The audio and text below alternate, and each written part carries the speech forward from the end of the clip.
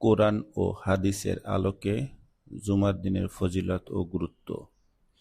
প্রিয় শ্রোতা, আসসালামু আলাইকুম ওয়া রাহমাতুল্লাহি ওয়া বারাকাতুহু।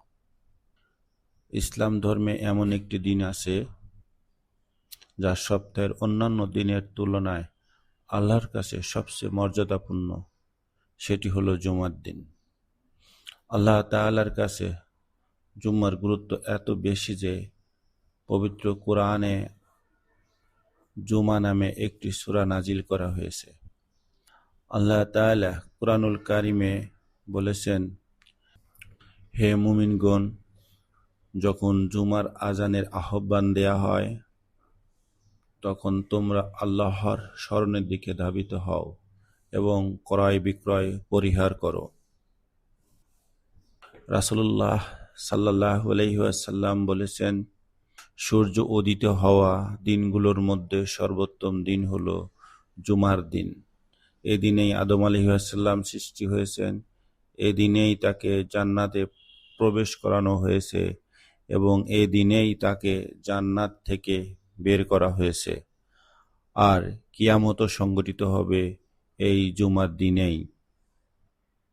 আরেক হাদিসে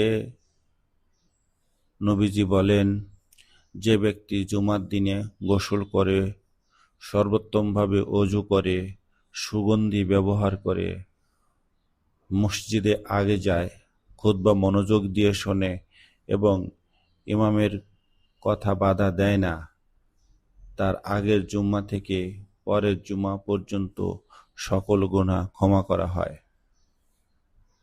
এছাড়াও জুমার দিনে রয়েছে এক বিশেষ সময়, যে সময় কোনো মুমিন বান্দা আল্লাহর কাছে দোয়া করলে আল্লাহ তা কবুল করেন। রাসূলুল্লাহ সাল্লাল্লাহু আলাইহি ওয়াসাল্লাম বলেছেন, জুমার দিনে এমন একটি মুহূর্ত আছে যখন কোনো মুসলিম বান্দা নামাজে দোয়া করে আল্লাহ তা অবশ্যই কবুল করেন। এছাড়াও হাদিসে এসেছে, যে ব্যক্তি জুমার দিনে সূরা আল কাহফ পাঠ করবে তার জন্য এক জুমা থেকে অন্য জুমা পর্যন্ত নূর বিকিরণ করিবে। প্রিয় মুসলিম ভাই ও বোনেরা, জুমার দিন শুধু নামাজের দিন নয়, এটি আত্মশুদ্ধি, দোয়া ও আল্লাহর রহমত লাভের দিন। এই দিনে দুরূদ শরীফ বেশি বেশি পাঠ করা, দোয়া করা, আত্মসমালোচনা করা এবং মসজিদে সময়মতো উপস্থিত থাকা, এই সবই আল্লাহর সন্তুষ্টি অর্জনের বড় মাধ্যম। তাই আসুন আমরা জুমার দিনকে যথাযোগ্য মর্যাদায় পালন করি, সময়মতো গোসল করি, পরিপাটি পোশাক পরি, খুতবা মনোযোগ দিয়ে শুনি আর বেশি বেশি করে দরুদ ও ইস্তিগফার পড়ি। শেষ করে প্রিয় নবী হযরত মুহাম্মদ সাল্লাল্লাহু আলাইহি ওয়াসাল্লামের দোয়া দিয়ে, হে আল্লাহ, আমাদেরকে তাদের অন্তর্ভুক্ত করুন যারা উত্তম উপদেশ শোনে এবং তা অনুসরণ করে।